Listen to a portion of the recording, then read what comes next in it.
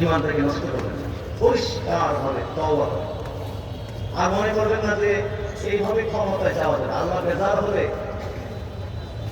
আমাদের সবকিছুর ঊর্ধ্বে কে? আপনি যদি মনে করেন যে হিন্দুদের পূজার অনুষ্ঠানে গিয়ে সেখানে শারদীয় শুভেচ্ছা দিলে আর রোজা পূজা ওই মিষ্টি মিষ্টি কথা কইলেই বুঝি তারা আপনার ভোটটা দিয়ে দেবো না? তারা তো কলা সুলাইয়া খায় নাকি সকালই খেয়ে না, এত মজা নি তারা বুঝে মতো করে বুঝে এটা আসলে আমাদেরকে পান দেওয়ার জন্য মূর্খ হিন্দু। সব কি মূর্খ? হিন্দু কি মূর্খ? এরা কিছু পড়াশোনা করছে না? তোমরা কি বুঝে কি বুঝে না? আল্লাহকে বুঝে রাখে, তারা তাদের ধর্ম কর্ম 100% স্বাধীনভাবে পালন করবে। এটা আল্লাহর দেওয়া অধিকার। সুবহানাল্লাহ। সরকার এই ব্যবস্থা নেবে, সরকার নেবে ব্যবস্থা। নিজেরা অতি উৎসাহিত হয়ে ভোটের জন্য দুনিয়ার স্বার্থে না না এটা আপনি করতে পারেন না, আপনি করলে আপনার ইমান থাকবে না, ইমান চলবে। ইমানের মূল্য আমাদের আজকে দেখা যাচ্ছে ইমানের মূল্য কমে গেছে। যতদিন পর্যন্ত মুসলমানদের কাছে ইমানের মূল্য ছিল, যতদিন পর্যন্ত মুসলমানদের কাছে ইমানের ভ্যালু ছিল, ইসলামের ভ্যালু ছিল, ততদিন পর্যন্ত মুসলমানরা এই পৃথিবীতে রাজত্ব করছে। সুবহানাল্লাহ। 1450 বছর পর্যন্ত রাজত্ব করেছে মুসলমানরা পরাশক্তি হইয়া। সুবহানাল্লাহ। যাকে হাজির আপনার চরিত্র হবে, কথাগুলো একটু কড়া হয়ে গেছে, কিন্তু কড়া সব জায়গায় তো নরম কথা চলে না, তো এই জন্য একটু বলতে হচ্ছে আর কি।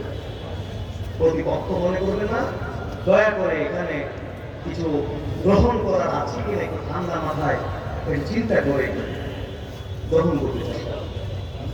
তাইলে আমরা আমাদের আল্লাহ রসুলের আদর্শ অনুযায়ী আমরা জীবনযাপন করবো। রাজি আছি না? নামাজ করবো আল্লাহ রসুলের তরিকা অনুযায়ী, রোজা করবো আল্লাহ রসুলের তরিকা অনুযায়ী, হজ পালন করবো, যাকাত প্রদান করবো আল্লাহ রসুলের তরিকা অনুযায়ী।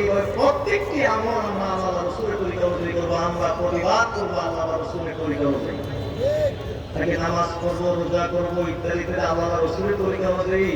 আর প্রতিবাদের ক্ষেত্রে আল্লাহ রসুল থেকে তরিকা নিব না, তখন আবার মন করা তরিকা দিয়ে মন তো পরিবর্তন করবো নাকি? প্রত্যেক ক্ষেত্রে ইসলাম মন্দ পরিবর্তন আমাদের করতে হবে, রাজনীতি করতে হবে, কিন্তু রাজনীতি করতে হবে ইসলামের তরিকা অনুযায়ী, আল্লাহ রসুলের তরিকা। আমাদের অনেকে বলে সোনারগাঁও দরবার কেন রাজনীতি করে না, কেন রাজনীতি করে না, ইসলামিক রাজনীতি নেই, কোরআন হাদিসের রাজনীতি নেই, কেন তারা লিখলো আত্মশক্তিমূলক অরাজনীতি করল?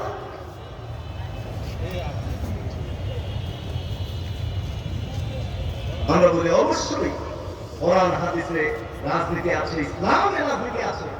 রাজনীতি মানে কি? রাষ্ট্র পরিচালনার রীতিনীতি। কোরআনে আছে না নাই? সূরা নূর সহ কত শত আয়াতে কারিমা রাষ্ট্র পরিচালনার রীতিনীতি সম্পর্কে আল্লাহ তাআলা বর্ণনা করেছেন। সুবহানাল্লাহ।